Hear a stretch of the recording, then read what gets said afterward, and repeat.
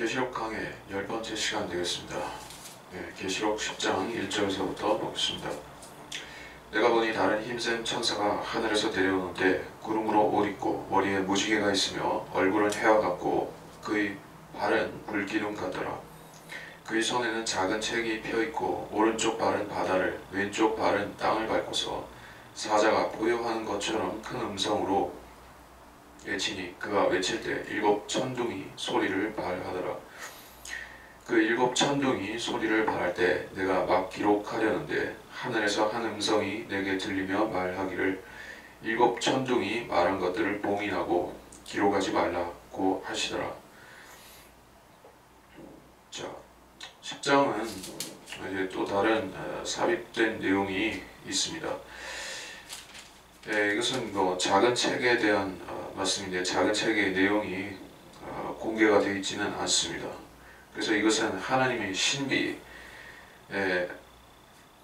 신비라고 여기 언급 자체가 되어 있죠. 1절에 보면 힘센 천사가, 이 천사가 하늘에서 내려오는데 이 천사는 일반적으로 우리가 사람과 똑같이 나타나는 모습으로 나타나는 그러한 천사는 아닌 것 같습니다. 구름으로 옷을 입었다. 이렇게 이 천사가 굉장히 크다는 것을 알 수 있죠. 머리에는 무지개가 있고 얼굴은 해와 같고 발은 불기둥 같고, 자, 이 천사 자체가 이 천사의 등장 자체가 이것을 목도하는 그 지상의 사람들에게 있어서는 표적이 되는 것이죠. 지금은 사람들이 그 천사에 대해서 많은 잘못된 개념들을 갖고 있습니다. 그 천사는 단순히 전달자 또는 전령, 전쟁터에서 어떤 소식을 전하는 전령, 그런 정도로만 생각을 하는데, 사실 천사는 전령이나 전달자 이상의 역할을 성경에서 부지기수로 하고 있습니다. 기본적으로 천사가 하는 일은 하나님의 심판을 대행하는 일을 하고 그리고 성도를 돕는 일을 하죠.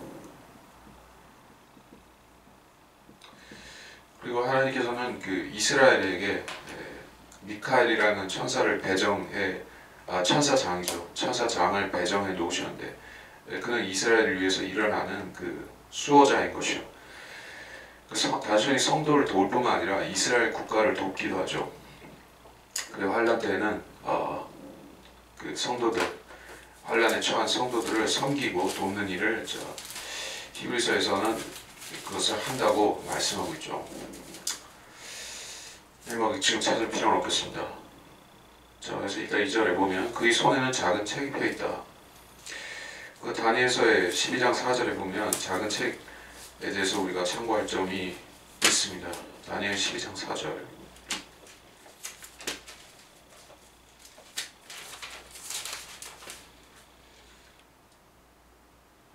그러나 오늘 다니엘아, 마지막 때까지 그 말씀을 닫고 그 책을 봉하라. 그때에는 많은 사람이 이리저리 달릴 것이요 지식이 증가하리라 하더라.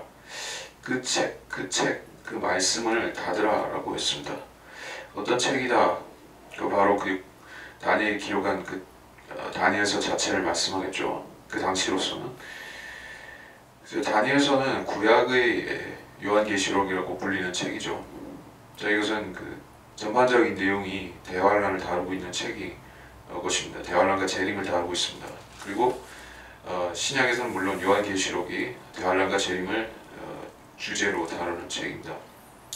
그래서 이 내용들은 지금 시대에 닫혀져 있다. 내용이 상당 부분이 신비로서 닫혀져 있다는 것을 우리가 이 10장에서 알 수가 있습니다.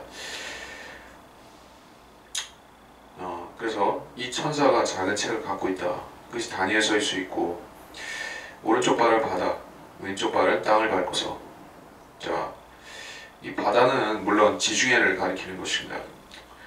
성경에서 지중해는 대해라고 불리죠.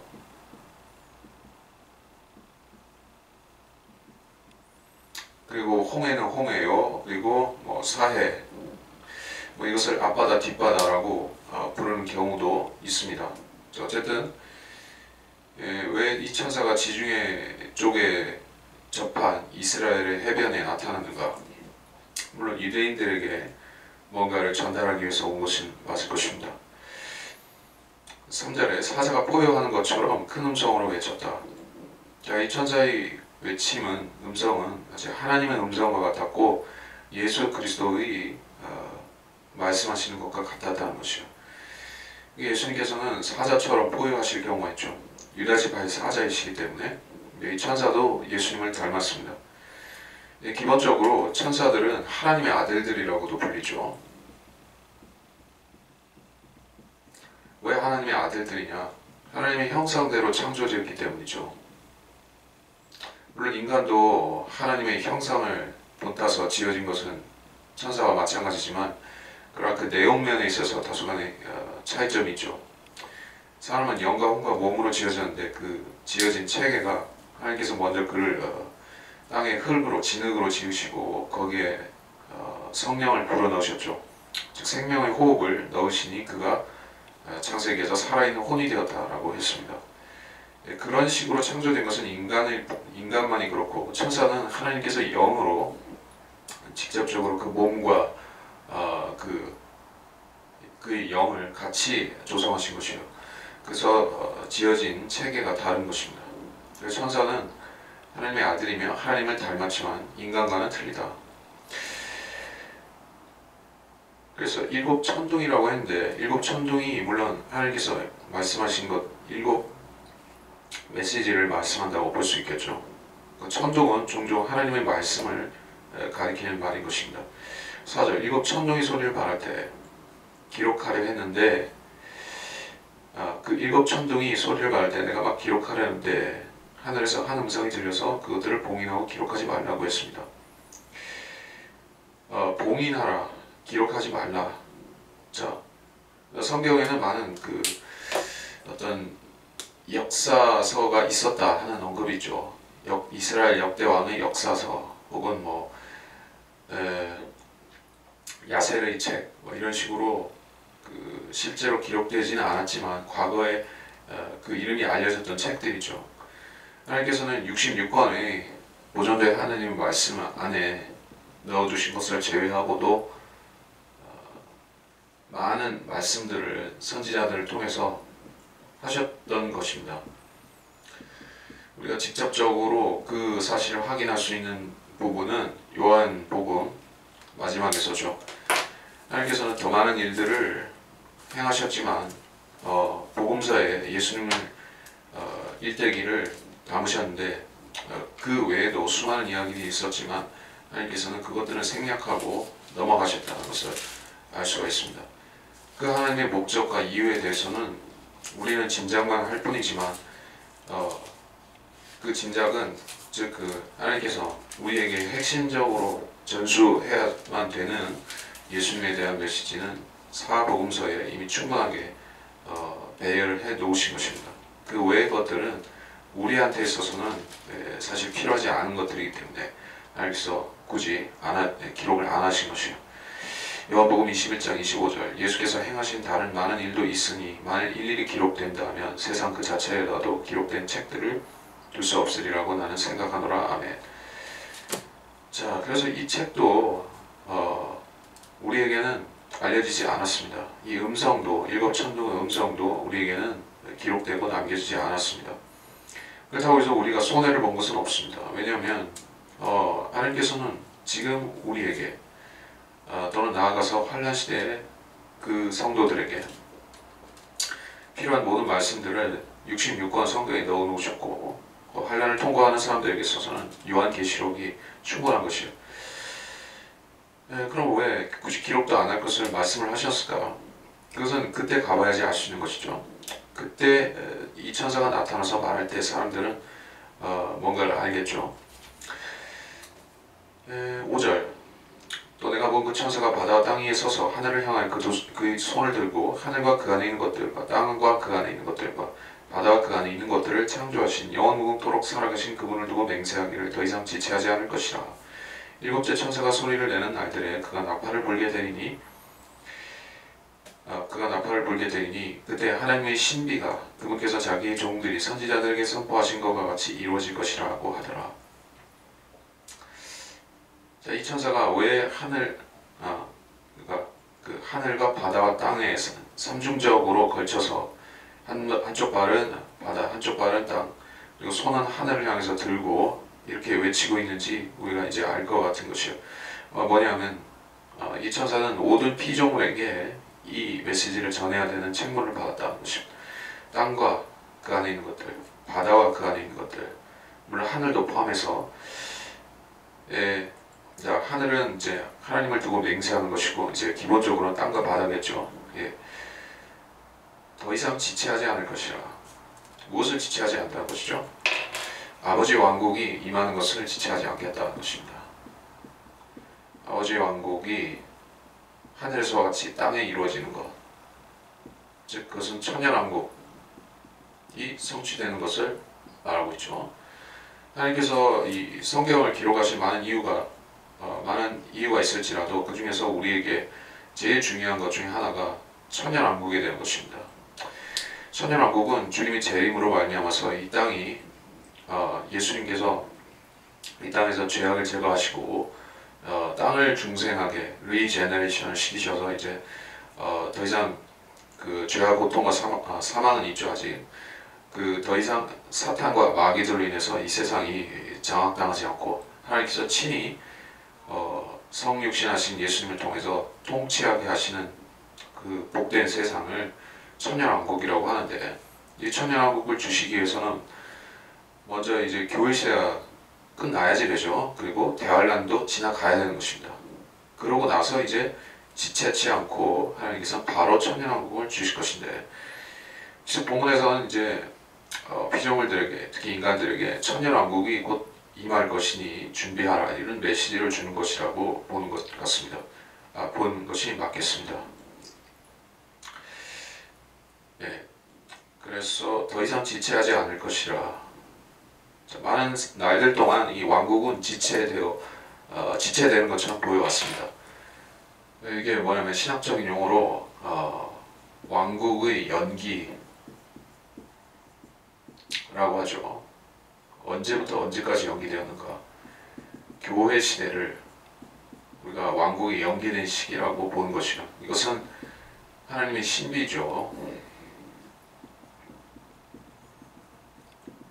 교회의 신비죠. 신약 교회가 생겼는데 교회가 나타나는 대신에 하나님의 왕국, 즉 그 천년왕국은 신비 속에 숨어 있는 것이요. 이 왕국이 사실 유대인을 통해서 하나님께서 이루가려고 하셨던 것인데, 유대인들이 지금 자기 위치에서 물러나 있죠. 서민이었다가 지금은 현재는 서민이 아니게 되었습니다. 그러나 하나님께서 이들을 다시 사용하시고 이 땅을 하나님의 직접 통치로 바꾸실 때에는 유대인들이 다시 제사장 민족으로 등장할 것이에요. 그 전까지 왕국은 교회 시대에 연기가 되어 있습니다. 그래서 이것은 그 예수님께서 하늘에 가 계시고 땅은 대신에 이제 교회 시대에 예수 그리스도를 믿는 사람들로 그 영적인 하나님의 나라만 확장을 시키고 계신 것입니다. 그리고 이 하나님의 나라에 많은 사람들이, 이방인들이 들어와서 이제 하나님이 정하신 때가 차면 그때는 이제 연기되었던 구약의 선지자들의 그 하나님의 천년왕국을 이 땅에 이룩하실 것입니다. 그래서 왕국이 연기되었다, 지체되었다.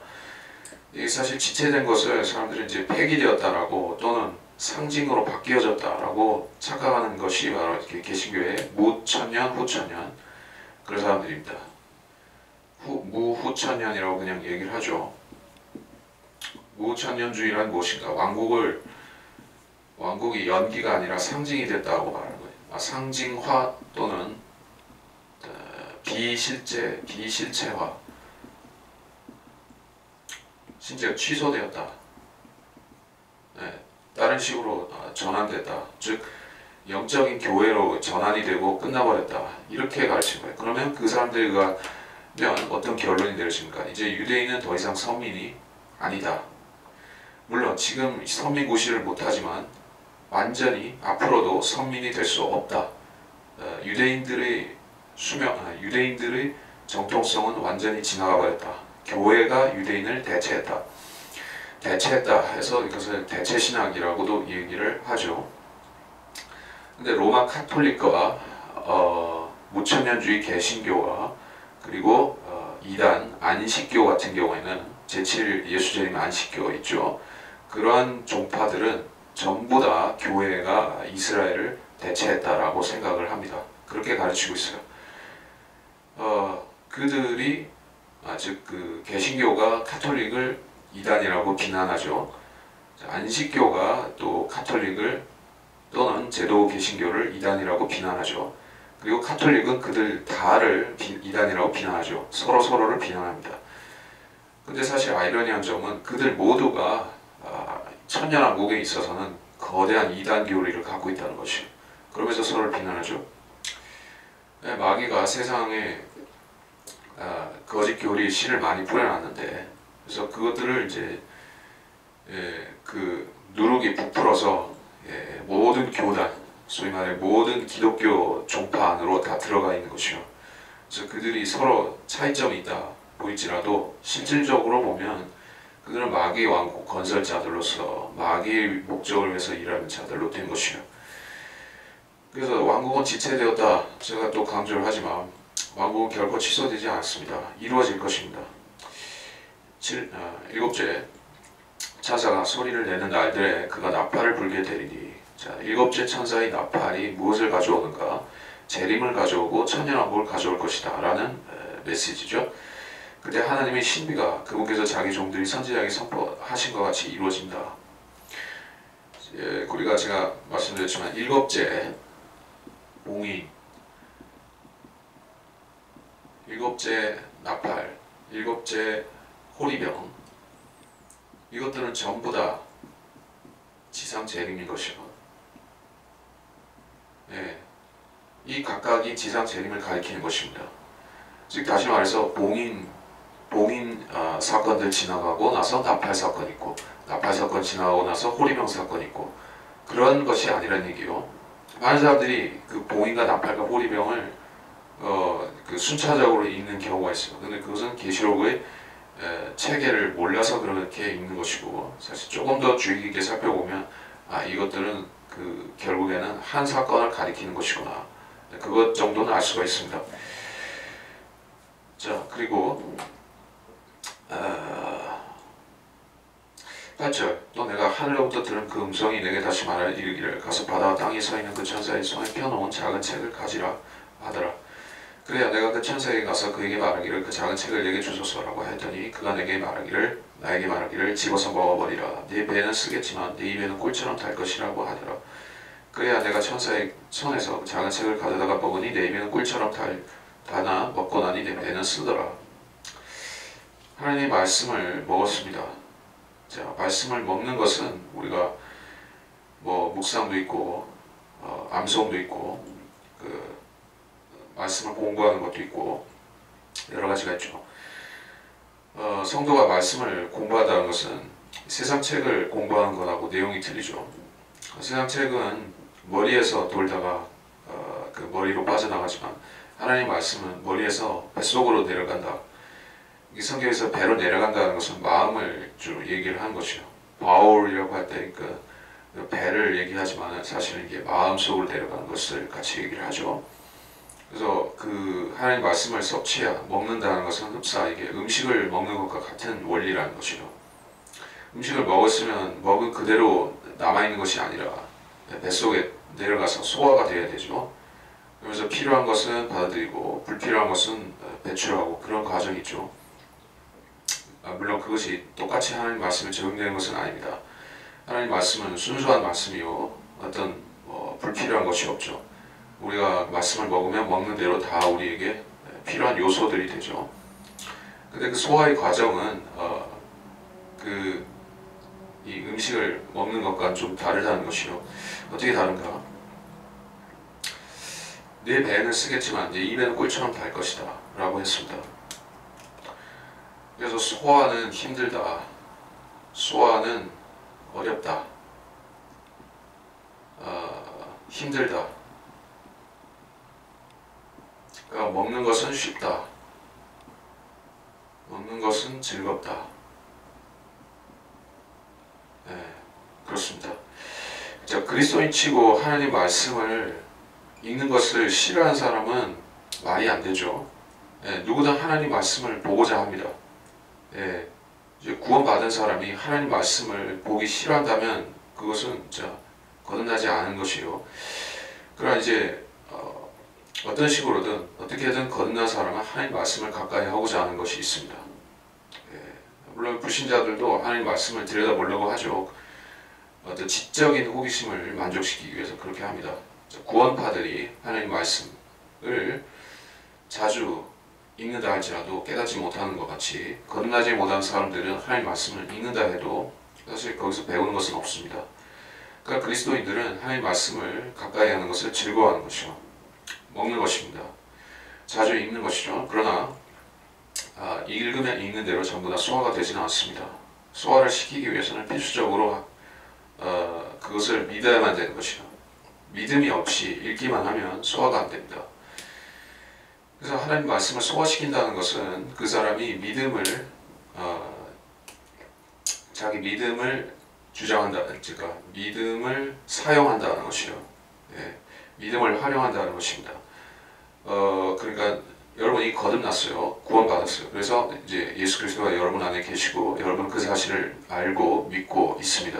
그리고 여러분은 하나님 말씀을 따르겠다는 자세가 있습니다. 그런 마음만으로 가지고 이제 그리스도인의 온전한 삶을 살아갈 수는 없는 것이요. 그리스도인의 삶은 세세한 부분에서, 세밀한 부분에서 하나님이 성령의 인도를 받아야 되죠. 성령은 어떤 식으로 성도의 삶을 인도하십니까?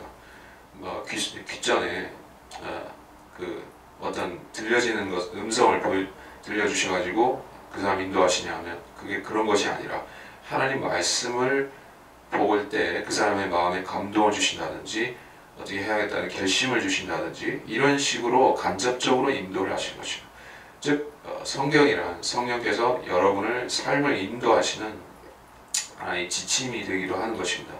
교리만 단순히 깨닫는 것이 아니라 재림이나 다른 기타 교리만 공부하기 위해서 하는 것이 아니라 성경을 읽을 때 여러분은 구체적으로 여러분의 삶을 인도받는 것이요. 왜냐하면 성령께서 그것을 그런 목적으로 주셨기 때문에, 교훈의 목적으로 주셨기 때문에. 그렇게 하는 과정은 순탄합니까? 아니면 순탄하지 않습니까? 대부분의 사람들은 시행착오를 겪습니다. 예, 하나님 말씀을 이것을 지켜야 되는 줄 의당 알면서도 육신이 연약하여 또 죄의 문제에 연루되어 있어서 지키지를 못하는 것이에요. 하나님 말씀을 어길 뿐만 아니라 때로는 정면으로 거슬리는 사람들도 나오는 것이에요. 거듭났으면서.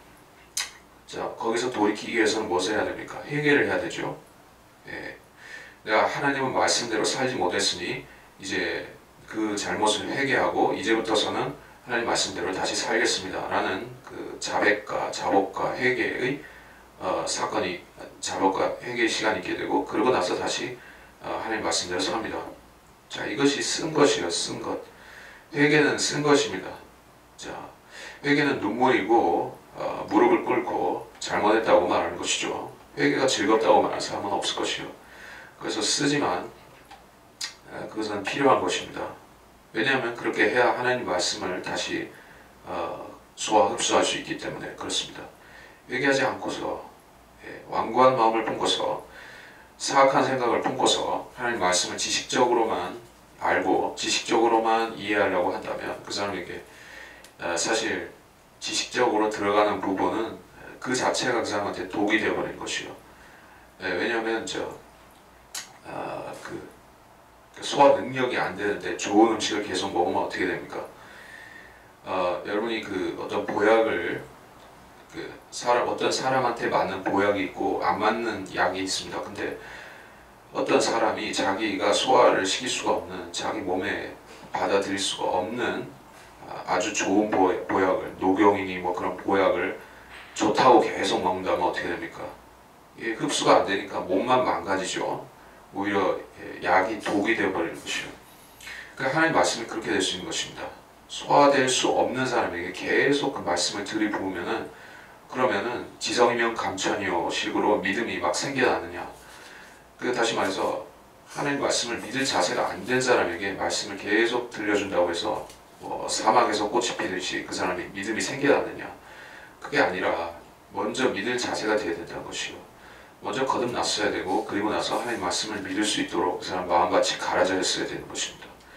그렇게 할 때 좋은 밭에 뿌려진 씨가 많은 열매를 맺는 것 같이 그 사람은 이제 말씀 안에서 성장을 할 수 있게 되는 것이죠.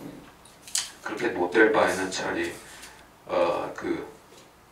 그 상태 그대로 있는 게 낫죠.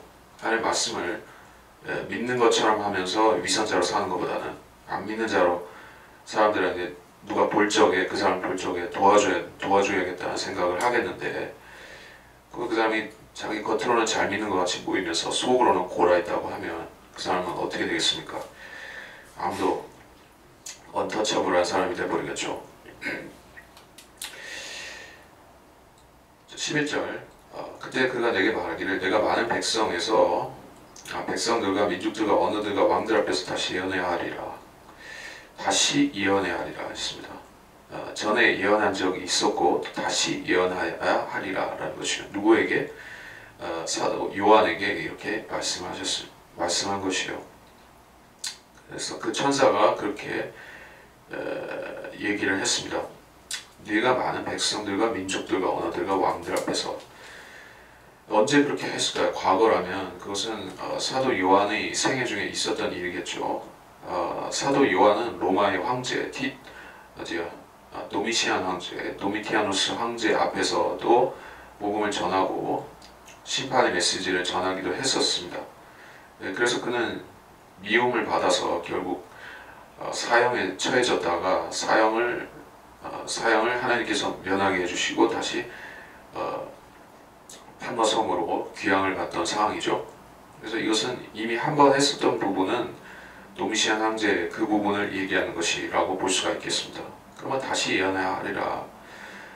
요한의 생애에서 다시 그런 기회가 왔습니까? 사실은 그런 것은 아니죠. 요한은 파모섬에서 귀향살이를 하면서 요한계시록을 썼고, 그리고 나서 귀향살이에서 풀려서, 즉 도미시안이 죽고 나서 그를 풀어주라는 칙령이 나서 그는 어디로 가는가? 로마로 가지 않았습니다. 그는 에베소로 갔고, 에베소에서 얼마 지나지 않아서 거기서 소천했다 하는 것이 역사로 남아 있습니다. 그렇기 때문에 이 9절이 11절이 요한의 나머지 생애 안에서 성취됐다라고 보는 것은 대단히 어렵습니다. 그것은 아니라고 보는 거예요. 그러면 요한이 나중에 언젠가에 이런 일을 할 일이 있을 것이냐? 그렇다고 봐야겠죠. 어떻게 그럴 수가 있을까요? 요한이 이제 우리와 같은 크리스찬으로서 휴거가 될 텐데, 그래서 그리스도의 혼인식에도 들어가야 되는데 그가 거기에 들어가지 않고 지상에 다시 내려와서 뭔가 어떤 미진한 사역을 다시 해야 되냐, 그런 의문이 제기가 될 수 있겠죠. 근데 정확한 것은 우리가 알 수 없습니다. 근데 이건 요한에게 주신, 일단 그런 요한에게 개인적으로 들려주신 말씀이니까 요한이 알 것이요. 다만 우리가 알 수 있는 것은 하나님께서는 사도들을 특별한 목적에 의해서 뽑으신 것이요. 사도들은 우리 같은 똑같은 크리스찬이지만 사도들을 임명하신 목적은 땅끝까지 왕국복음 플러스 은혜복음도 전하게 하셨죠. 자, 우리들 크리스찬들은 은혜의 복음만 전하도록 부르심을 받았습니다. 그리고 우리들은 어떤 사람은 땅끝까지 가는 사람도 있고, 어떤 사람은 땅끝까지 안 가고 자기 나라, 자기 민족, 자기 이웃들에게만 전하는 사명까지만 받은 사람들도 있습니다. 모든 이 시대 크리스찬들이 땅끝까지 다 전할 수 있는 것은 아니에요. 그럴 수 없는 사람도 부지기수죠. 근데 사도들은 어떤 사람들이냐? 이들이 임명받은 목적 자체가 유대인과 이방인들 전체에게 천년왕국을 포함해서, 그 나중에는 은혜의 복음도 전파했지만 애초의 목적은 그들에게 이 대환란과 관련된 메시지, 왕국복음을 전하게 하기 위함이었었죠. 그리고 우리가 사도행전에서도 그런 부분들을 잘 볼 수가 있습니다. 최초의 오순절에 베드로가 했던 설교, 보면 요엘을 인용하고 있는데 그 요엘서의 내용은 재림인 것입니다. 지상 재림과 대환란과 관련된 그런 예언을 그 사도행전 2장에 보면 나오죠. 이 시대 은혜의 시대의 내용으로 하나님께서는 응용하게 하셨지만 결국에 그 본문 자체는 대환란을 가리키고 있습니다. 자, 그런 것을 보더라도 사도들의 사역은 매우 특별한 것이에요. 그들은 은사들을 행하였고 즉 병치유나 마귀들을 쫓아냄과 또는 예언도 했었고, 자 그런 것들은 결국 이 시대만을 위한 사역이 아니라 대환란을 위해서도 필요한 사역인 것이에요. 그래서 이해하기는 조금 어렵지만 하나님께서는 사도들을 다시 사용하셔서 대환란 때 무슨 일을 시키실 것이냐 이럴 가능성이 있다는 것입니다. 그래서 이렇게 말씀하신 것 같습니다. 그래서 11장으로 넘어갑니다. 또 내게 지팡이 같은 갈대를 주며 그 천사가 서서 말하기를 일어나서 하나님의 성전과 제단과 그 안에서 경배하는 자들을 측량하라. 그러나 성전 밖에 있는 뜰은 남겨두고 측량하지 말라. 이는 그것을 이방인들에게 주었으며 그들이 42달 동안 그 거룩한 도성을 짓밟을 것이기 때문이라. 내가 나의 두 증인에게 권세를 주니 그러면 그들이 굵은 베옷을 입고 1260일을 예언하리라고 하더라. 11장을 넘어왔는데 이제 또 다른 그 삽입 내용입니다. 연대기적인 사건이 아니라 삽입된 것이에요. 누구에 대해서 다루고 있죠? 두 증인이죠. 그 대환란 때 등장할 아주 특별한 존재들 중에 하나죠. 두 증인. 그들과 쌍벽을 이루는 또 다른 존재가 14만 4천이죠. 그래서 오늘날의 종말 계시, 종말론과 관련해서 가장 흔히 차용되어서 쓰이는 그 존재가 14만 4천과 두 증인이죠. 모든 이단 종파들은 자기들이 두 증인이라거나 혹은 14만 4천이라고 우기는 것입니다. 그러나 성경은 이 시대의 크리스찬들이 이 두 증인도 될 수 없고 14만 4천도 될 수 없다는 것을 분명히 이 장 자체에서 우리에게 확인해 주시는 것입니다. 이 말씀 자체를 불신하지 않고서는 이것을 감히 자기라고 주장하는 것은 불가능합니다. 자, 왜 그런가를 11장을 보면서 알아보겠습니다. 1절에서 어떤 그 천사가 말하기를 앞에 그 천사는 이제 요한을 인도해 왔던 인도자 천사 다니엘과 같은 천사를 말하죠. 일어나서 하나님의 성전과 제단에서 그 안에서 경배하는 자를 측량하라고 했습니다. 이것은 하늘이나 다른 곳의 성전이 아닙니다. 그리스도의 몸을 말하는 것이 아니에요. 이것은 건물 성전을 말하는 것입니다. 그래서 그 안에서 경배한 자들을 측량하라고 했을 때 그 사람들이 얼마나 있는지 보라 이렇게 얘기한 것이요. 교회는 그러니까 신약교회의 경우 교회 건물은 성전이 아닙니다. 그래서 성전이라고 부르는 것은 교리적으로 완전히 잘못된 것이에요. 근데 어떻습니까? 오늘날에 특히 순복음교에서는 무슨 제1성전, 순복음 제2성전, 어디 분당 성전 그런 식으로 가죠. 성전이란 말을 아주 자연스럽게 붙여버렸습니다. 그 사람들이 이제 이 신약시대의 복음을 전하고 신약시대에 사는 사람들이 아니라 사도행전에 묶여있는 사람들이요.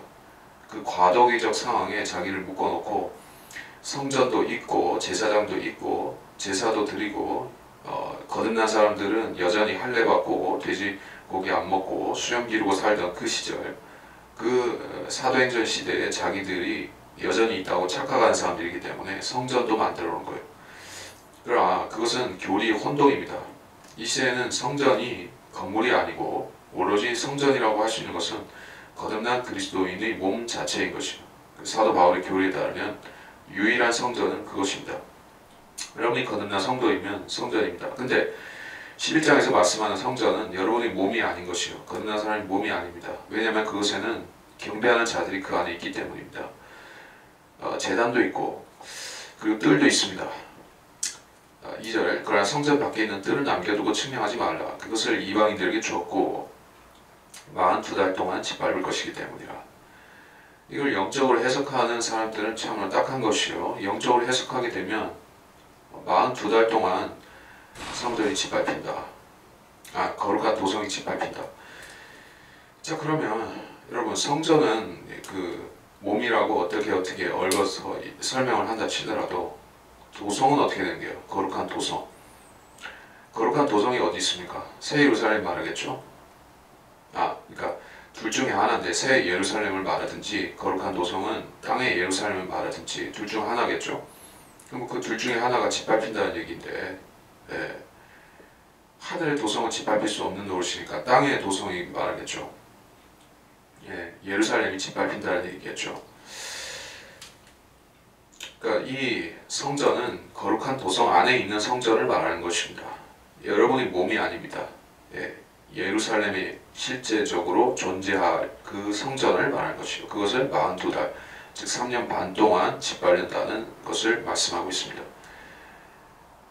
그래서 장로교에서 이 본문에 대해서 하는 주요 해석들은 전부 다 빗나간 것이요.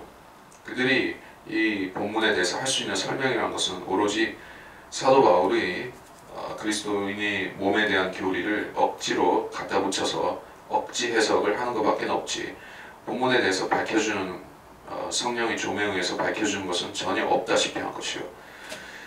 진실을 전달하지 않는다면 그 해석은 궤변이요 사술인 것입니다. 그것은 악한 이단 교리요, 교인들을 부패시키는 것이요, 또 진리의 말씀에 대한 신뢰를 무너뜨리는 아주 거짓 선지자의 거짓 선지자의 거짓말과 성경에 대한 불신을 조장하는 무신론자를 도와주는 술책이나 다름없습니다. 그들은 하나님 말씀에 대한 신뢰를 거둬가는 사람들인 것이에요. 어떤 목사들인지 간에 본문을 그리스도인의 몸인 그 성전과 혼동케 하는 사람들은 하나님 말씀을 이해 못하는 사람들이요, 저주받은 사람들일 것이요. 그 본문은 두 증인을 또 말씀하고 있습니다. 나의 두 증인에게 권세를 주리다. 내가 나의 두 증인에게 권세를 주리니 그러면 그들이 굵은 베옷을 입고 1260일을 예언하리라고 하더라. 이들은 땅의 하나님 앞에 서 있는 두 올리브 나무이며 두 촛대더라. 두 촛대니라. 스가랴서 4장에 나오죠. 이 두 올리브 나무, 두 촛대라는 존재는 결국에는 그것으로 상징된, 올리브 나무나 촛대로 상징된 어떤 두 사람이었습니다. 두 증인은 그래서 실제적인 두 선지자인 것이요. 자, 이건 상징을 붙일 여지가 없습니다. 왜냐하면 이들이 하는 일 자체가 그들의 신분을 정확하게 확인을 해주고 있기 때문에 그렇죠. 무슨 일을 합니까? 그 이제 보면 5절, 누구든지 그들을 해치려고 하면 그들 입에서 불이 나와 그들을 원수를 삼키리니 누구든지 그들을 해치려고 하면 반드시 이와 같이 죽게 되리라. 이들에게는 하늘을 다는 권세가 있어서 그들이 예언하는 날 동안 비를 오지 못하게 하고 물을 피로 변하게 하는 권세도 있어 원하는 때면 언제든지 온갖 재앙으로 땅을 치리로다. 자, 이런 권세는 모세 그리고 엘리야에게 있었던 은사입니다. 모세는 물을 피로 변하게 하는 것을 했습니다. 하늘을 닫는 것은, 즉 비를 오지 못하게 하는 것은 엘리야가 했던 사역입니다. 엘리야는 유독 3년 반 동안 3년 반 동안 그렇게 했었습니다. 그리고 모세는 이제 나일강을 피를 변하게 하는 놀라운 기적을 했었습니다. 그래서 하나님께서는 이들에게 동일한 일을 다시 시키신다는 것입니다. 엘리야는 어떻게 갔죠? 살아서 휴거됐죠. 모세는 어떻게 됐습니까? 죽었지만 다시 그 천사 미카엘이 그 몸을 가지고 올라갔습니다.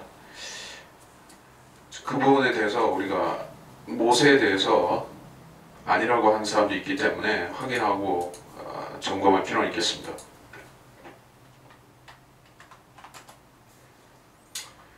미카엘이 유다서에서 나오죠. 유다서 1장 9절, 그러나 천사장 미카엘도 모세의 몸에 대하여 마귀와 더불어 다투며 논쟁할 때, 이렇게 언급이 나옵니다. 천사장 미카엘인데 모세의 몸, 이게 모세가 그 느보산에서 죽었습니다. 크나 땅에 못 들어가고 거기서 죽었었는데 이스라엘 백성이 그를 장사 지내고 나서 그의 몸을 천사장 미카엘이 와서 가지고 가려고 한 것이요. 했는가? 그를 다시 살리기 위해서 그랬던 것이요. 다시 살릴 뿐 아니라 셋째 하늘로 데리고 가기 위해서였죠. 근데 마귀가 그것을 잘못되었다고 하면서 마귀가 막으려고 한 것입니다.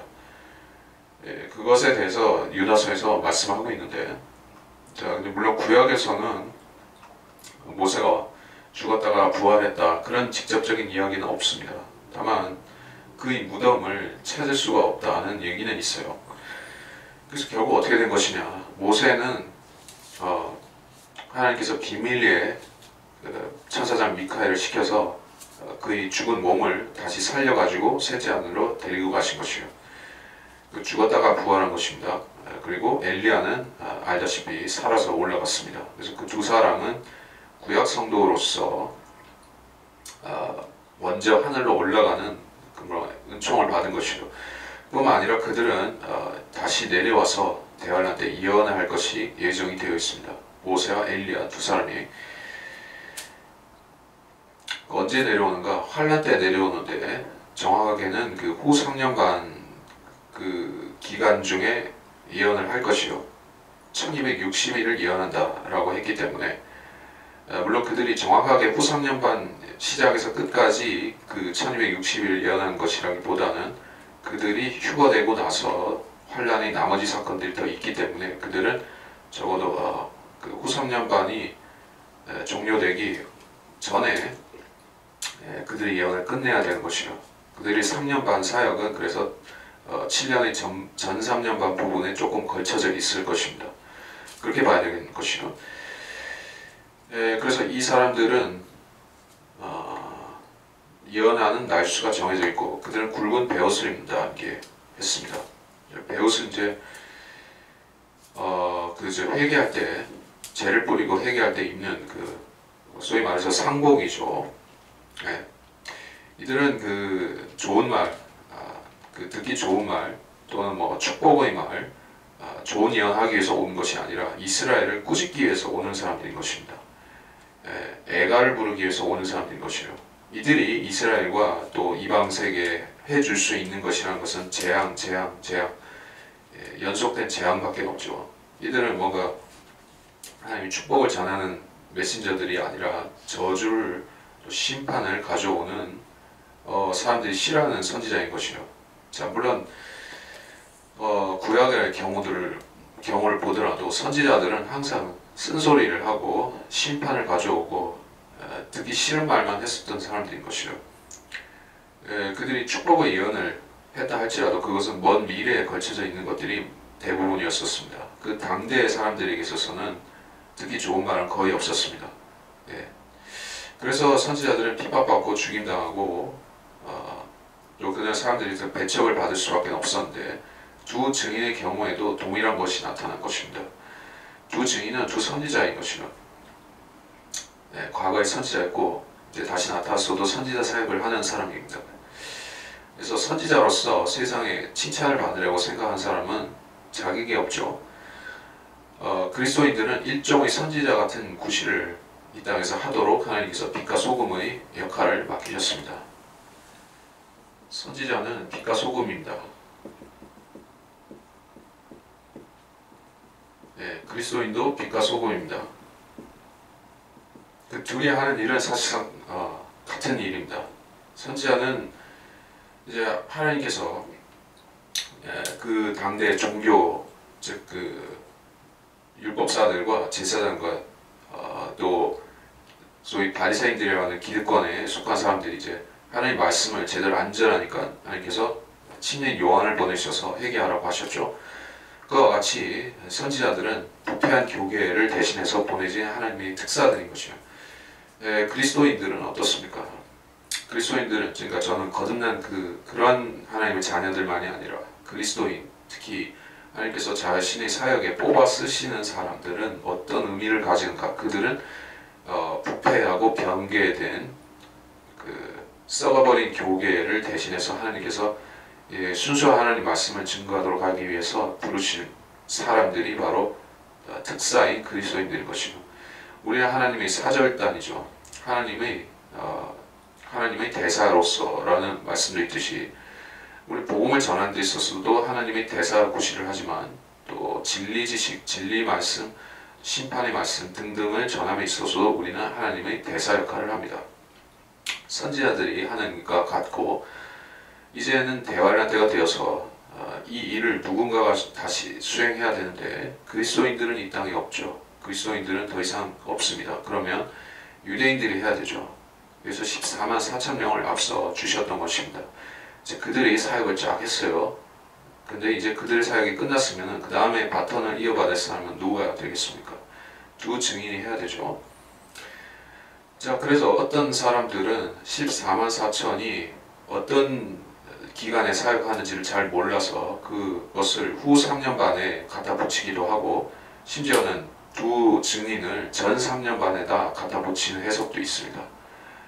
그래서 그렇게 해석하는 사람들이 있다 할지라도 제가 건전한 해석으로 추천하는 것은 14만 4천은 아마도 전 3년 반에 걸쳐서 사역을 하는 사람들일 것이고 14만 4천은 후 3년 반에 관련된 사람들이다.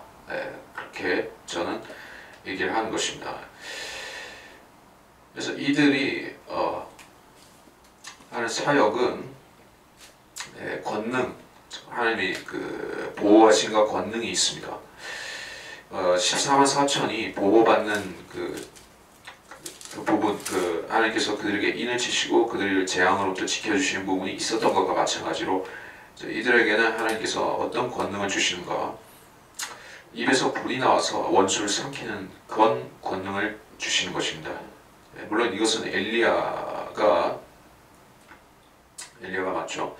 엘리야가 그렇게 했던 부분인데 아하방의 군대를 그가 하나님께서 그 불을 내리는 권능을 주셔가지고 자기를 잡아가지 못하게 하는 그런 행사를 했던 것이요. 그것과 마찬가지로 적그리스도는 이 두 증인이 사역할 때 군대를 가지고 그를 없애려고 하거나 잡아가려고 하거나 그렇게 할 때 이 불을 내려서 못하게 한다는 뜻입니다. 이 두 증인이 사역하는 위치는 어떻게 되는 것입니까? 그 이스라엘과 예루살렘 그쪽인 것이요. 그리고 유대 광야라든지 아무튼 이스라엘 중심으로 해서 사역하는 사람들이 이들이 죽는 곳도 예루살렘이죠. 그러니까 14만 4천은 땅끝까지 갈 것이 사실 분명하지만 14만 4천은 그렇지만 땅끝까지 가는 선지자들이지만 두 증인은 이스라엘 중심적으로 하는 것이죠. 그래서 이들은 그 입에서 불이 나와 원수를 삼키게 하는 것을 봤습니다. 이런 권능이 있다면은 적그리스도와도 맞설 수가 있는 것이죠. 적그리스도가 가진 권세는 역시 불과 관련된 것이 있죠. 불을 하늘에서 땅으로 내려오게 하는 권능을 자기의 신복인 거짓 선지자 발람의 유형인 거짓 선지자가 있는데 그에게 시켜서 적그리스도도 합니다. 그 부분은 13장 13절에 나오죠. 또 큰 이적들을 행하는데 심지어 사람들 앞에서 불을 하늘에서 땅 위로 내려오게 하더라.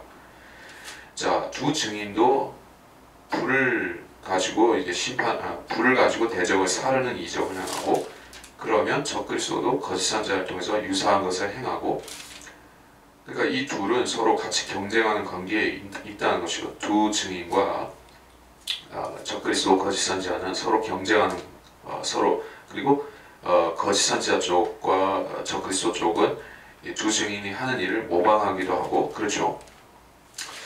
그러니까 결국에 더 강력하고 더 정통성 있는 것은 두 증인이죠. 누구든지 그들을 해치려고 하면 반드시 이와 같이 죽게 되리라. 많은 사람들이 이 두 증인을 해치려고 한다는 것을 암시하죠. 적그리스도는 암살자도 보내고 군대도 보내고 총이나 대포로도 위협해보고 그렇게 할지라도 이 두 증인을 제거하지를 못합니다. 6절 이들에게는 하늘을 다는 권세가 있어 그들이 이어는 날 동안 길을 오지 못하게 한다.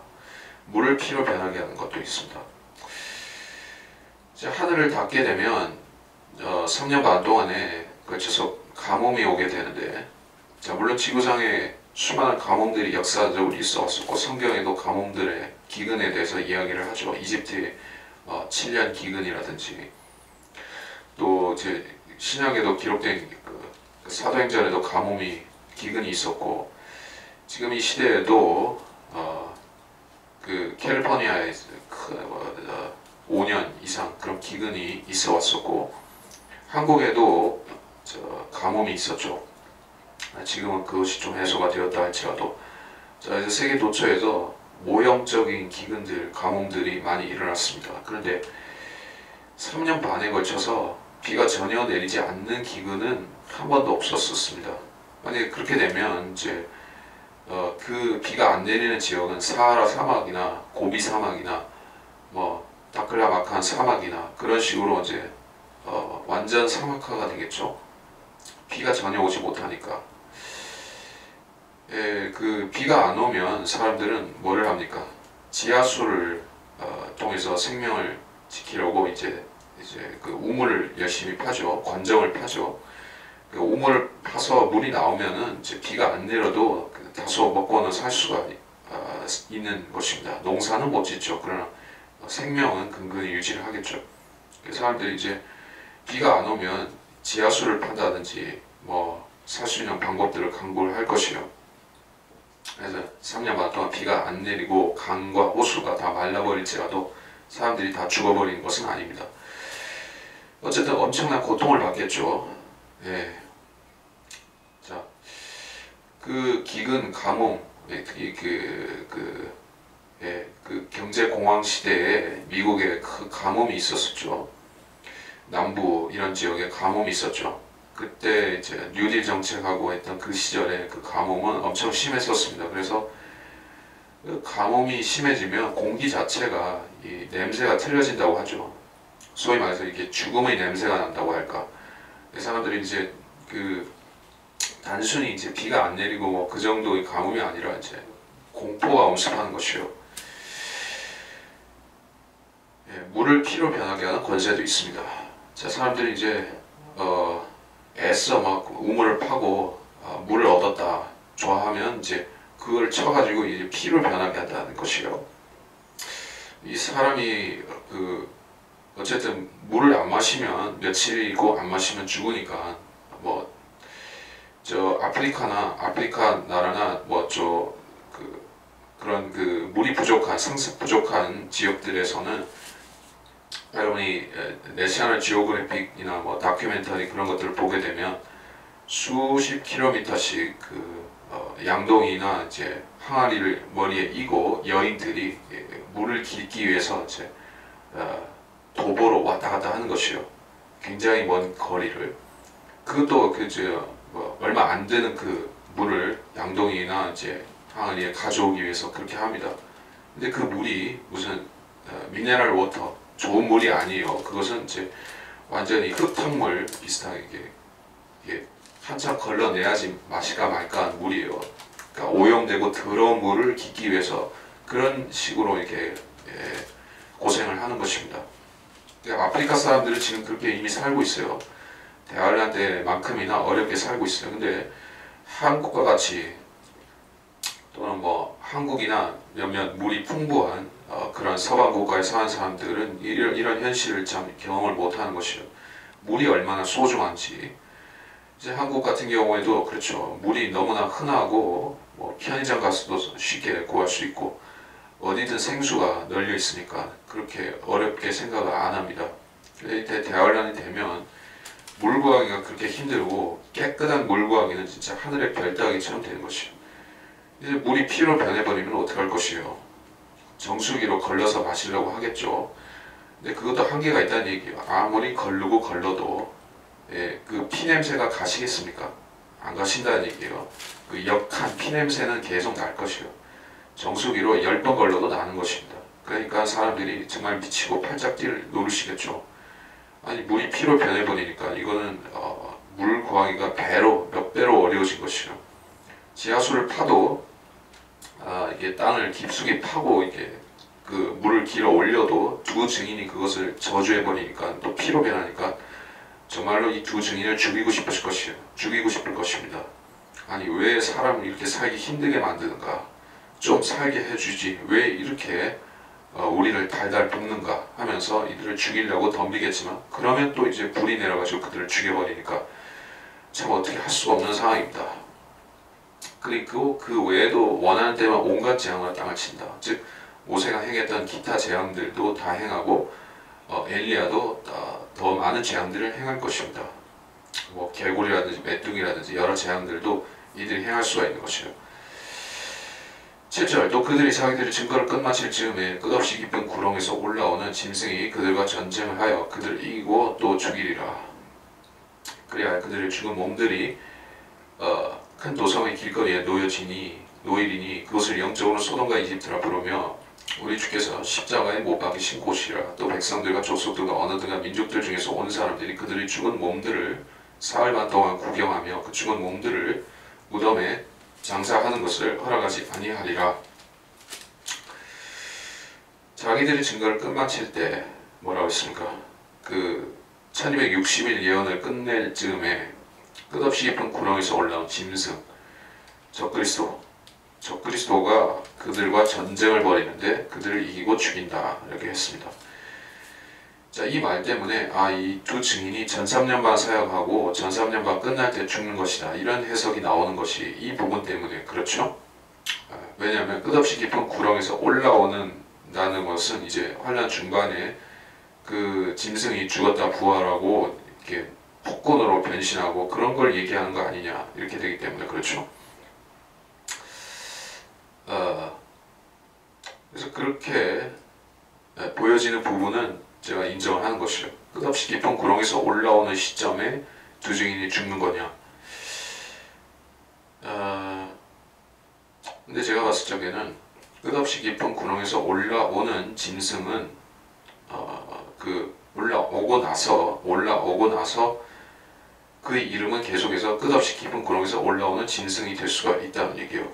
올라온 짐승으로 사실 말해야겠지만 올라오는 짐승이라고 할지라도 그들이 이제 1260일 예언을 끝내고 그 끝마친 두 증인을 죽이는 것은 후 3년반의 그 후반부가 될지라도 이렇게 말할 수도 있다고 봅니다. 끝없이 깊은 구렁에서 올라오는 짐승 그들과 전쟁을 하여 그들을 이기고 죽인다.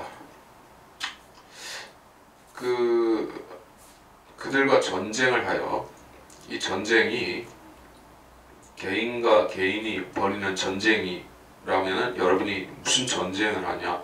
뭐 두 증인이 군대가 있는가? 두 증인이 14만 4천을 부려가지고 전쟁하냐? 뭐 그렇게 생각할 수도 있는데 사실 그런 전쟁은 아니죠.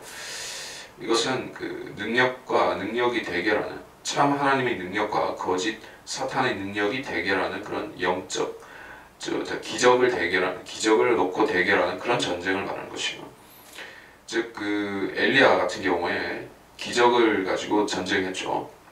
그래서 바알 선지자들을 무찔렀습니다. 그들의 기적은 가짜였고 엘리야의 기적은 참이었습니다.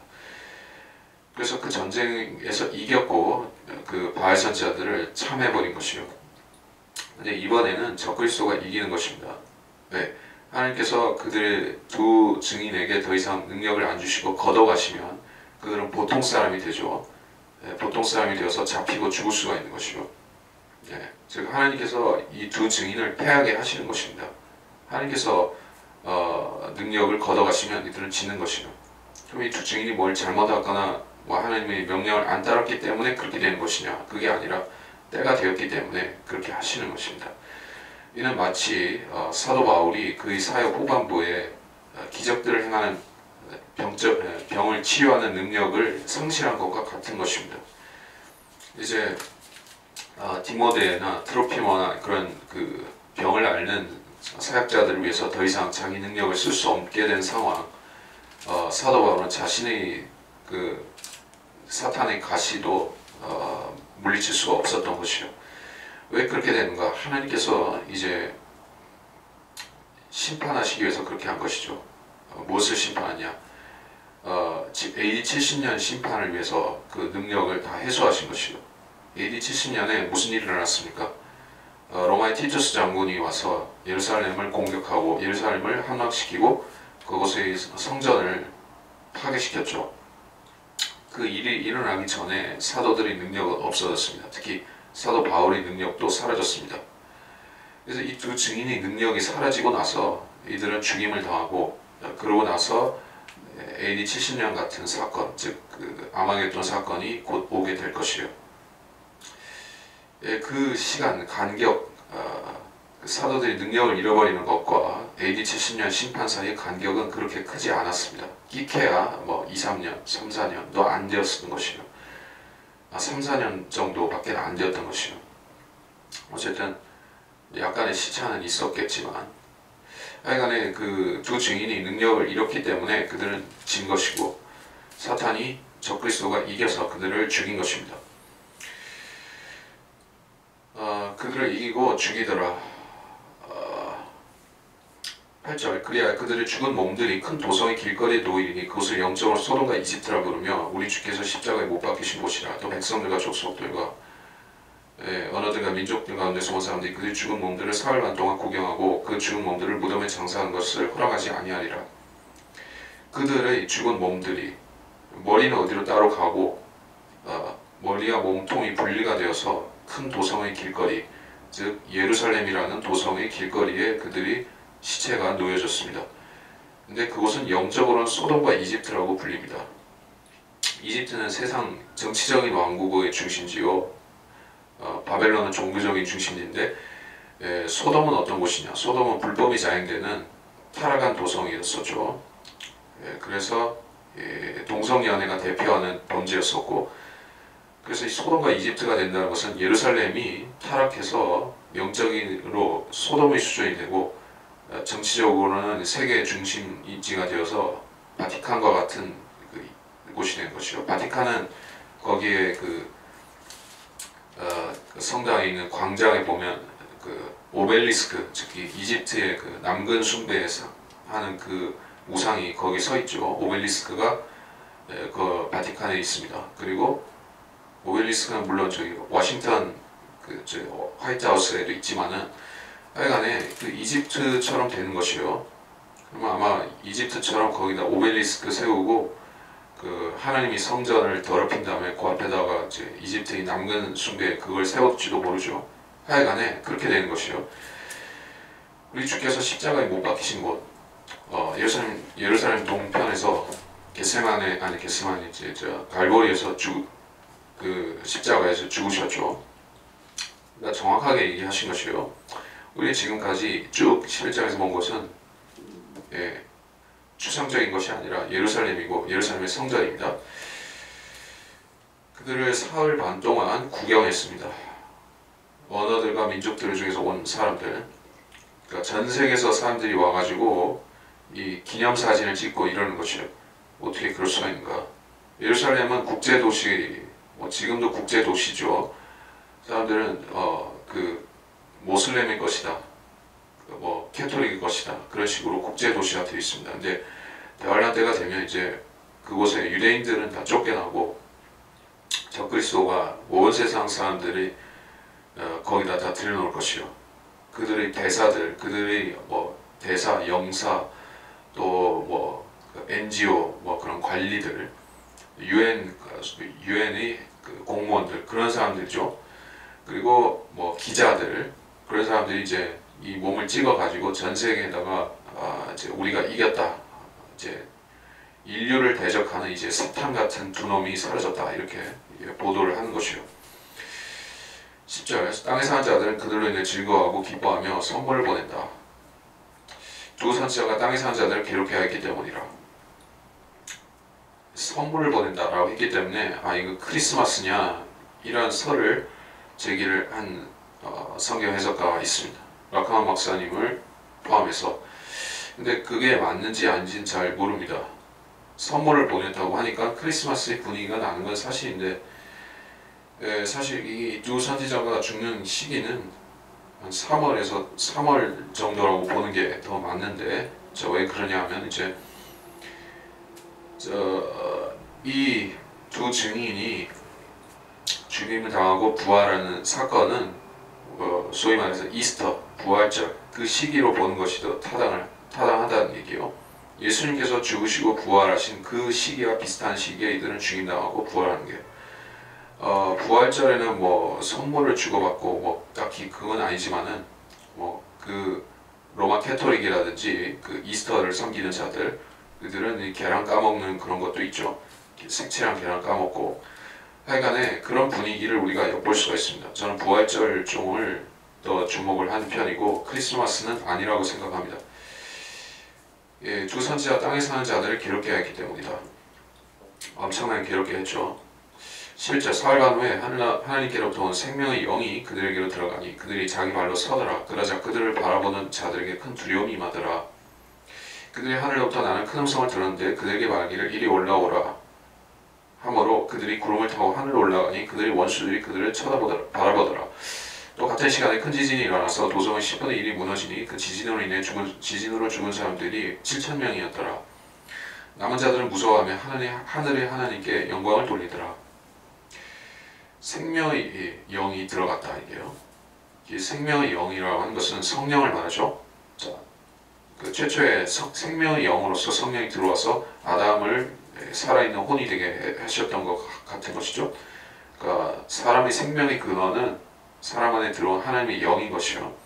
그래서 성령께서 이 죽은 몸에 역사하시니까 그들이 그냥 그 몸 자체로 살아난 것이요. 자기 발로 서더라.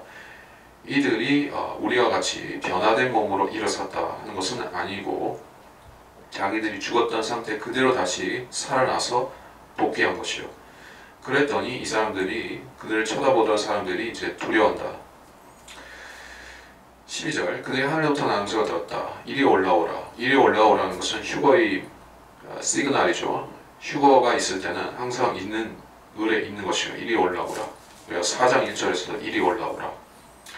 이리 올라오라 할 때는 이들을 휴거시킨다는 것은 우리가 그냥 알 수 있죠. 그래서 이들이 구름을 타고 하늘로 올라갔습니다. 환란 성도들이 휴거라고 해석을 합니다. 두 증인만이 휴거되는 것은 아닙니다.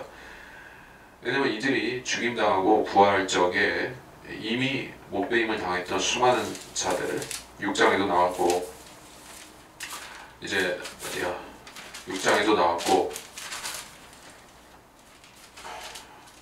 7장에도 나왔었다. 헤아릴 수 없이 많은 족속 무리에서 나온 자들 그들이 결국 다 이 두 증인과 함께 올라가야 된다. 올라가면서 이리 올라오라 하는 것이 들린 거예요. 그들의 원수들이 그들을 바라보더라. 이들은 마치 사도행전의 또는 복음서에 나오듯이 예수님이 승천하실 때의 상황과 유사한 얘기예요. 구름을 타고 올라갑니다. 이 장면은 또 어디서 반복이 됩니까? 계시록 14장이죠. 14장에서도 추수하시는 부분 주인 아스데어 곡식을 거두소서 계시록 14장 14, 15, 16절 그 부분과 같습니다. 주님께서 직접 오시는 게요. 휴가가 있을 때는 주님께서 항상 내려오셔서 성도들을 받아서 가십니다. 그래서 이 두 증인과 다른 환란 때 목배임 당한 자들이 올라갈 때도 주님이 오셔서 영접하십니다. 그것을 이제 원수들이 본다는 얘기예요. 원수들, 그들을 조롱하고 그들을 이제 죽음을 통쾌하게 생각했던 그 자들이 다 본다. 13절 같은 시간에 큰 지진이 일어나서 도성의 10분의 1이 무너졌다. 10분의 1이라는 것은 참 의미심장하죠. 11조를 상징하고 유대인의 10분의 1이 먹히는 그런 예언도 있고 그래서 이방인의 때에도 결국에 10이라는 숫자와 관련이 있죠. 10발가락 나라, 10뿔 뭐 이런 식으로 10분의 1이라는 게 이방인하고 관련이 됩니다. 이방인의 때와 관련이 돼요. 그래서 이 지진은 부분적인 지진이었습니다. 국지적인 지진이었습니다. 도성이 전체 멸망하는 지진이 아니었습니다. 큰 바빌론이 멸망할 때 이 지진하고 틀립니다. 큰 바빌론이 계시록 16장 18, 19절에서 18에서 20절 사이에 지진으로 그 큰 도성이 붕괴된다 이렇게 나오죠. 19절에 이제 잊지 않겠습니다. 그 지진에서는 이제 큰 바빌론이 완전히 가라앉죠. 존재가 없어집니다. 근데 예루살렘을 치는 지진은 10분의 1만 무너지고 전체는 다 무너지지 않고 보존이 됩니다. 죽은 사람이 7,000명이었다. 7이라는 숫자도 참 의미심장하죠. 7이라는 완성의 숫자예요. 그래서 이 이스라엘이 회개하고 이스라엘이 영적으로 각성하고 회복되고 하는 사건이 같이 일어나는 것이요. 남은 자들이 어떻게 됩니까? 회개합니다. 무서워하며 하나님께 영광을 돌리더라. 이게 참 신선한 장면이죠. 이제까지 대환란 때 사람들은 계속 환란을 당하면서도 하나님을 저주하고 조소하고 비난하고 그렇게 하다가 여기서는 영광을 돌린다. 회개하는 장면이 나오죠. 그래서 이들이 회개하는 것은 스가랴서의 그 12장 맞아요. 12장이죠. 거기에도 나오고 있는 장면입니다. 이들이 회개하면 이스라엘의 회복이 시작되는 거예요. 그래서 계시록 1장 7절에서도 말씀했죠. 모든 눈이 그를 볼 것이며 그를 찌른 자도 보고 또한 땅의 모든 족속이 그로 인해 회복하리라. 그것이 일어납니다. 이제 14절 둘째 하나 지나갔으나 보라 셋째 하가 속히 오리라. 그 후에 일곱째 천사가 나팔을 보니 하늘에서 큰 음성들이 있어 말하기를 이 세상 나라들이 우리 주와 그의 그리스도의 왕국들이 되어서 그분이 영원 무궁토록 통치하시리라고 하더라. 그러자 하나님 앞 그들의 좌석에 앉은 24 장로가 엎드려 하나님께 경배드리며 말씀드리기를 지금도 계시고 전에도 계셨고 앞으로 오시고 전능하신 주 하나님 우리가 주께 감사드린 것은 주께서 주의 크신 권세를 가지고 통치하셨기 때문이니이다. 민족들이 분노하나 주의 진노가 임하였고 죽은 자들의 때가 임하였으니 이는 그들이 심판받으며 주께서 주의 종들이 선지자들과 성도들과 주의 이름을 두려워하는 크고 작은 자들에게는 상을 주시며 땅을 훼손한 자들을 멸망시키려 하시니이다 라고 하더라. 자, 환란의 끝에 대해서 말씀하시는데 그러다가 조금 그 천년왕국 끝에 걸쳐진 말씀이 또 등장합니다. 예, 왜 그런가? 14절 둘째 화가 지나갔다. 셋째 화가 오리라. 셋째 화는 아마겟돈 전쟁인데 다시 말해서 이 큰 지진이라서 도성 10분의 1이 무너지는 이 사건은 그리고 그 전에 두 증인과 한란성도 부활해서 올라가는 사건 이것이 둘째 화를 얘기했다면 셋째 화는 이제 아마겟돈 전쟁이 될 텐데 속히 오리라 했죠. 그러니까 이 둘째와 셋째 사이의 시간 간격은 속히라고 말할 정도로 길지 않다. 고작 해야 6개월이든 뭐 그런 적은 기간밖에 안 된다는 것이고 이것은 그래서 환란 후 휴거는 그 둘 사이에 즉 환란 후 휴거와 지상재림 사이의 간격은 그렇게 크지 않다. 예, 그것을 제가 말하는 것이요. 15절 그 후에 일곱째 천사 나팔을 보니 일곱째 천사의 나팔은 끝났다는 얘기죠. 재림이죠.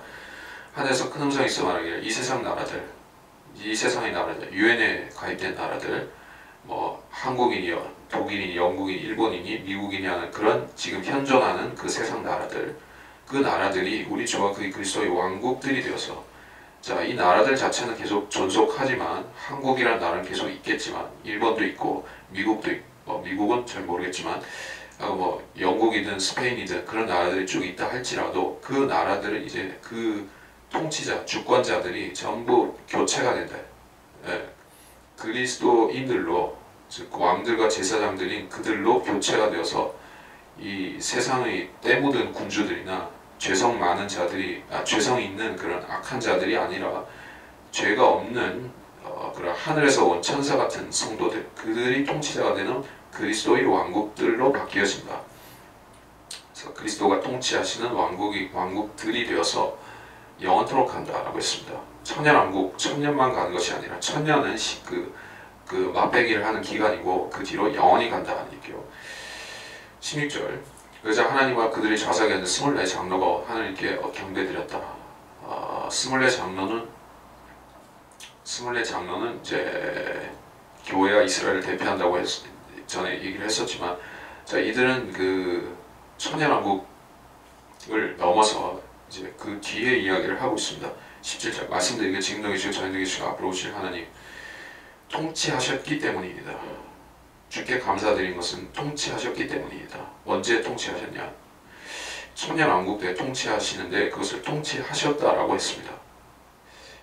그러니까 그 15절과 16절 사이에는 천년이 흘러버린 것이요. 15절은 재림 때였고 16절은 그 백보자 심판 그때입니다. 그러니까 천년이 그냥 15, 16절 사이에 지나가 버린 것이요.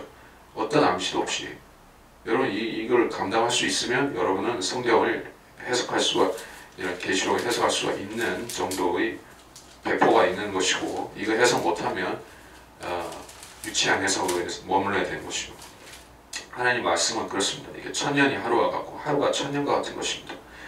그것은 성경의 날수 체계하고도 관련이 있고 또 그것은 그 성경을 이해하는 배포하고도 관련이 있는 것이죠.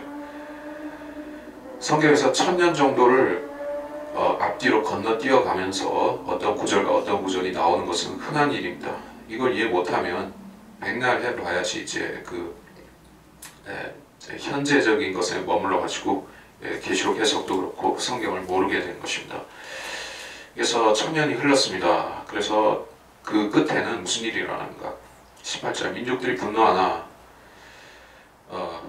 하나님 주의 진노가 임하고 죽은 자들이 때가 임하였으니 이는 그들이 심판받는다. 민족들이 분노하고 주의 진노가 임하고 언제를 말하죠? 흔히들 이것을 아마겟돈 전쟁으로 생각을 합니다. 주의 진노도 아마겟돈 전쟁으로 생각합니다. 죽은 자들이 때라는 것은 근데 이게 딱 걸리는 것이에요. 이게 아마겟돈 전쟁과 상관없거든요. 아마겟돈 전쟁 때는 뭐 죽은 자들이 전체 다 일어나는 것이 아니에요. 그 계시록 20장의 상황, 계시록 20장 11절로 그 15절까지의 백보자 심판 상황에서는 죽은 자들이 전체 다 일어나는 것을 볼 수가 있지만 아마겟돈 전쟁 때는 그런 현상은 없습니다.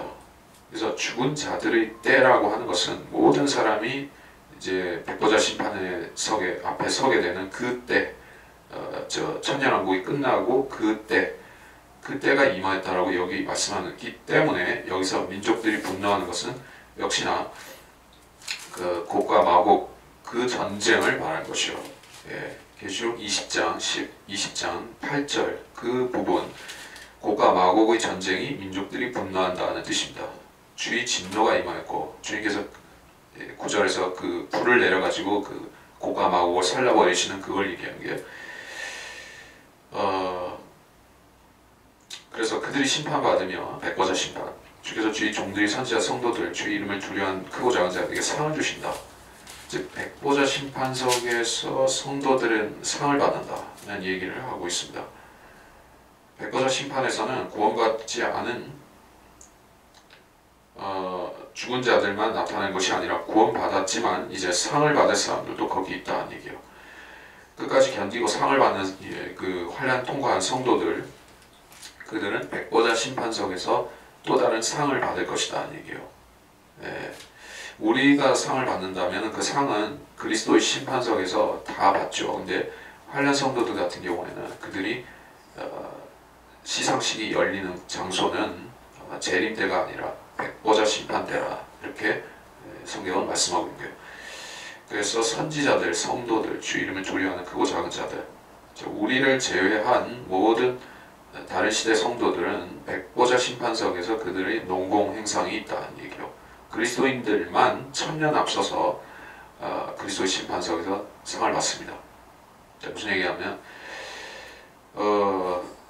환난 성도들은 뭐 환난 통과하고 환난 때 순교하고 해가지고 결국 그들이 부활을 하지만 그들이 상 받는 것은 백보자 심판석에 가서 받을 것이다 하는 얘기요. 땅을 훼손한 자들을 멸망시키려 하십니다. 땅을 훼손한 자들 악인들인데 그 악인들은 계시록 20장 아까 부분에 역시 나오죠.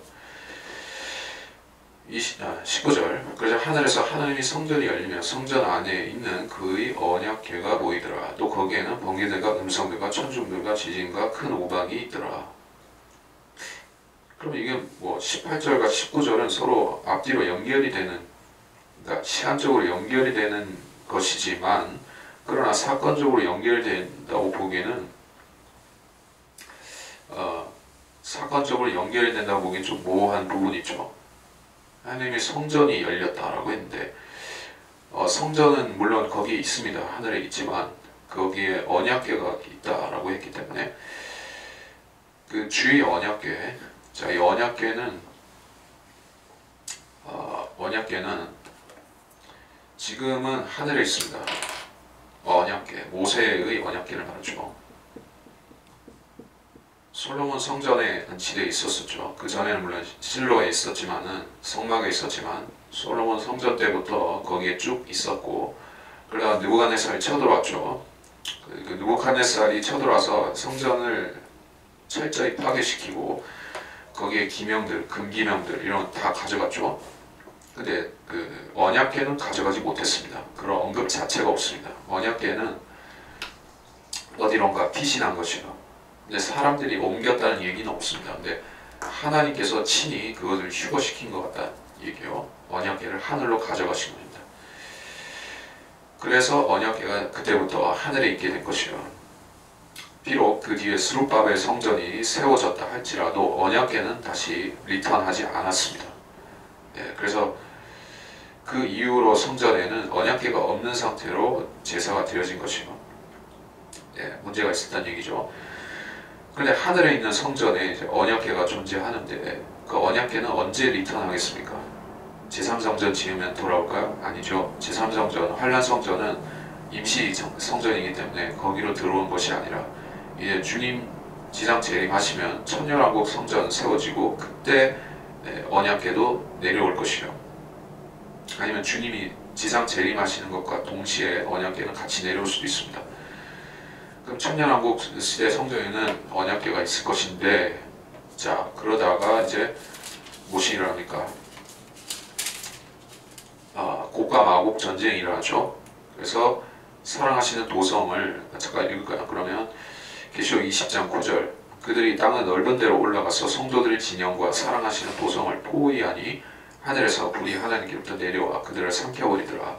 이제 예루살렘을 포위하고 예루살렘 성전도 같이 포위가 되는데, 그때 하나님께서 마치 느부갓네살 때 그 언약궤가 탈취당하지 않도록 휴거시켜가 같이 그때의 그 언약궤도 같이 휴거시키셔서 그 천년왕국이 종료되는 그 지점에서 다시 언약궤는 하늘로 올라가는 것이요.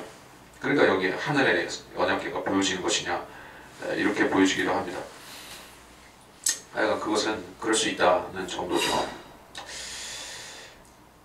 그래서 사람들이 이제 하늘 자체가 하나님의 성전이다 하는 부분을 잘 이해를 못하는 경우도 있습니다. 하늘 자체도 하나님의 성전입니다. 하늘 나라라고 얘기를 하죠. 첫째 하늘, 둘째 하늘, 셋째 하늘. 이것은 바깥들, 맞죠? 바깥들, 성소, 지성소와 같은 원리입니다. 그래서 하늘 자체에 주님께서 올라가셨는데 거기에 피를 뿌리셨습니다. 그 뭐라 해야 됩니까? 그 물을 통과하시면서 거기에 피를 뿌리셨죠. 그랬더니 그것이 불이 섞인 유리바다 같이 되어버린 것이요. 그 유리바다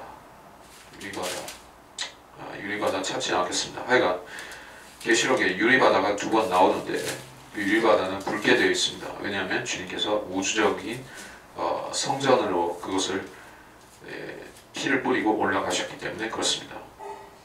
그 때문에 하늘에 예루살렘 성전 같은 성전이 있을 것도 사실이지만 동시에 하늘 자체도 성소와 지성소 구실을 하고 있다는 얘기예요.